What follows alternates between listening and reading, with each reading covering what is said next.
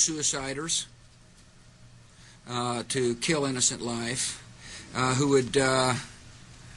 had relations with Zarqawi. Imagine what the world would be like with him in power.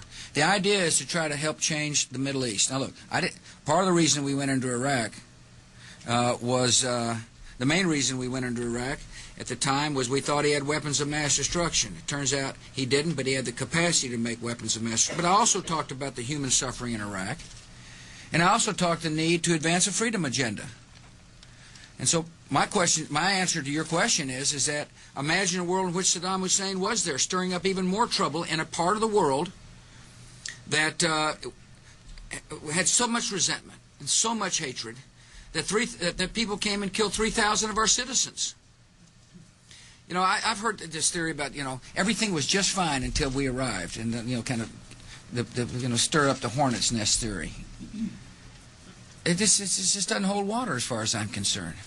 The terrorists attacked us and killed 3,000 of our citizens before we started the freedom agenda in the Middle East. What did Iraq have to do with what? The attack on the World Trade Center. Nothing, except for it's part of, and nobody's ever suggested in this administration that Saddam Hussein ordered the attack. Iraq was the lesson of September 11th is take threats before they fully materialize, Ken. Nobody's ever suggested that the attacks of September the 11th were ordered by Iraq. I have suggested, however, that resentment and the lack of hope create the breeding grounds for terrorists who are willing to use suiciders to kill to achieve an objective. I have made that case. And one way to defeat that,